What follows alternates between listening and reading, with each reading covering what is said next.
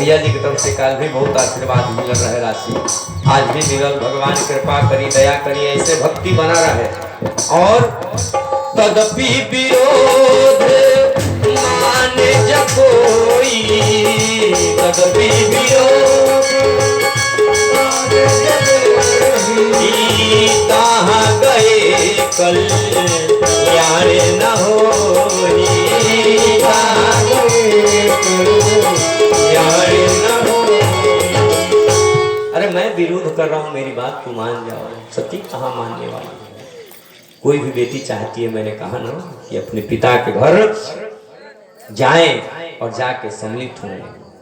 अगर जो बेटी के आगे पिता के घर के बारे में, पिता के बारे में, माता के बारे में अगर जो आप कुछ कह देते हैं तो समझिए बुरा है ना। उनका घर अच्छा है, यहाँ का घर बुरा है। क्यों? क्योंकि पिताजी अगर जो थोड़ा सा हाथ में चावल भी लेके आते हैं तो सोने के सामान रहता है, और ससुर जी 10 किलो सोना ला के देते तो क्या है, मिट्टी के समान है। उतना ही दिन सेवा हो सकता है, बड़ा कटुआ सब तो कह रहा हूँ। उतना ही दिन सेवा होगा जब तक सोना का मूल रहेगा। सोना खत्म, सेवा खत्म। लेकिन नहीं बंधु, जिस घर में आप रहिए, सास को, ससुर को अपने माता पिता से ज्यादा मानिए। उनका सत्कार इतना कीजिए कि वो समझे कि ये बहू भी मेरी बेटी के समान है। अगर जो आप नहीं कीजिएगा तो कौन करेगा? एक माँ और बाप को आप ही भी तो एक बहू पे आसरा रहता। बेटा तो बाहर कमाते हैं, लेकिन घर पे तो बहू रहती है, उन्हीं का आसरा होता है। तो बहू को चाहिए कि दिन रात, क्योंकि जब तक सेवा नहीं करेंगी, आज वो लोग बुजुर्ग हुए हैं, कल आप भी बुजुर्ग हो जाइएगा। और जब बुजुर्ग हो जाइएगा तो आप भी पूछिएगा अपने बहू से, उस पे रोक लगाइएगा तो वो भी कहाँ मानने वाली है? मानने वाली है? नहीं मानेगी। इसीलिए जितना हो सके उतना सेवा करें अपने माँ बाप। और देखिए लिखा गया है कि अगर वो दामाद है तो दामाद को भी अपने सास ससुर का मान सम्मान करना चाहिए। शास्त्रोक्त बात है कि अगर जो सास ससुर का तबीयत खराब है और घर में माँ बाप का भी तबीयत खराब है तो सबसे पहले आप सास ससुर का देखने जाए। धर्म के माता पिता है वो, और उनके बेटी को छोड़ दे घर पे, वो अपने सास ससुर का सेवा करेगी। धर्म के माता पिता।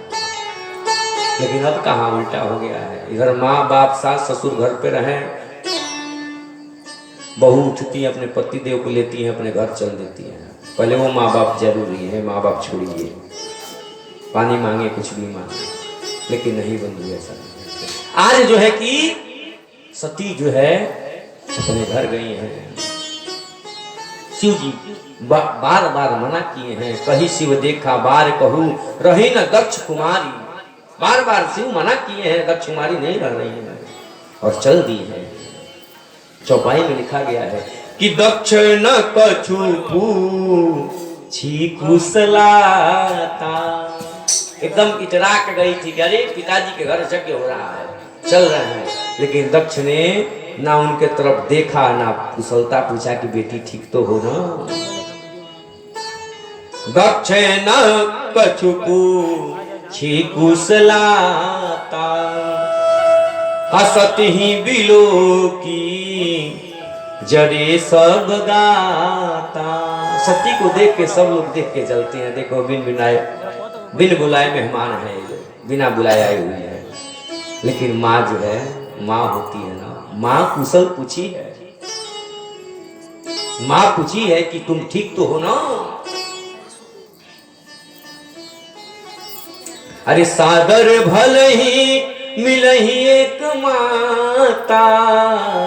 सादर से, प्रेम से एक माता मिली हुई है, लेकिन और कोई भागी न मिलही न बहुत मुस्काता।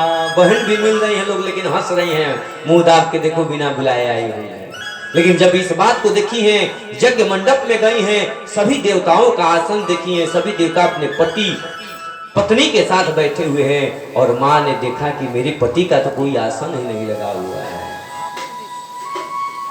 सोचा कि जिस स्थान पे देवादिदेव महादेव का अर्चन नहीं हो रहा है उस स्थान को भंग कर देना चाहिए। आज भी देखिएगा, छोटा सा पूजा हो या बड़ा सा, शिव का ध्यान जरूर कराया जाए, शिव पूजन अवश्य होता है। और आज जो है कि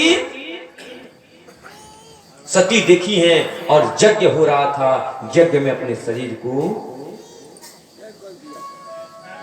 डाल दिए हैं और इधर त्राहिमाम होने लगा है। उधर भोलेनाथ को पता लगा हुआ है। भोलेनाथ ने अपने जटा में से एक जटा खींची है, नीचे पटक दी है, वीरभद्र महाराज उत्पन्न हो गए। बोलिए वीरभद्र महाराज की। वीरभद्र महाराज पूछे कि प्रभु बताइए करना क्या है? करना कुछ नहीं है, जाओ जितने हैं सब बूढ़े हुए ऋषि वगैरह हैं सबको साफ कर दो। एकदम आज एकदम वेग से चले हैं, जैसे आंधी तूफान चला है, काली घटा हो गई है और साफ घटा के साथ लग रहा है कि कोई काला करूठा पुरुष आ रहा है। बड़ी बड़ी जटाएं हैं वीरभद्र महाराज की, कई भुजाएं हैं और जैसे चले हैं इधर त्राहिमाम होने लगा है। नंदी महाराज ने, कितनों को तो नंदी महाराज ने अपने सिंह से उठा के फेंक दिया, इतने गुस्सा में थे नंदी महाराज। नंदी साथ में गए हुए थे और फिर नंदी भगे भगे आते हैं और भोलेनाथ आते हैं, सती के शरीर को उठा लेते हैं। मुंह में इतने पागल हो गए हैं भोलेनाथ, इतने पागल हो गए हैं कि मत पूछिए। आज स्वयं भगवान विष्णु सुदर्शन चक्र को भेजते हैं और सती के शरीर को काटा जाता है। वही काटने पर 51 शक्ति पीठ बना हुआ है, 51 जगह अंग गिरा हुआ है और जहां थोड़ा थोड़ा खून गिरा, ब्लड गिरा, वह 108 पीठ हुआ है। आज भोलेनाथ जो दक्ष प्रजापति के सिर को काटा गया है, वीरभद्र ने सिर को ममोड़ा है और जग कुंड में डाल दिया है, जला दिया है। इधर बहुत मनाने पर ब्रह्मा आदि विष्णु आदि देवताओं ने मनाया है कि मान जाइए, छोड़िए, कोई बात नहीं है प्रभु, ना ना, इतना अभिमानी है, हमने तो अभिमान नहीं किया, अभिमान तो इसने किया है। और आज जो है कि माने हुए हैं भोलेनाथ और बकरे को सिर को लगाए हुए हैं। आज दक्ष प्रजापति जो है कि बकरे के सिर को पाकर तुरंत अभिमान को तोड़े हैं और हाथ जोड़ के प्रणाम किए हैं। किसने बड़ा सुंदर लिखा है कि मैना ने मैना कहा,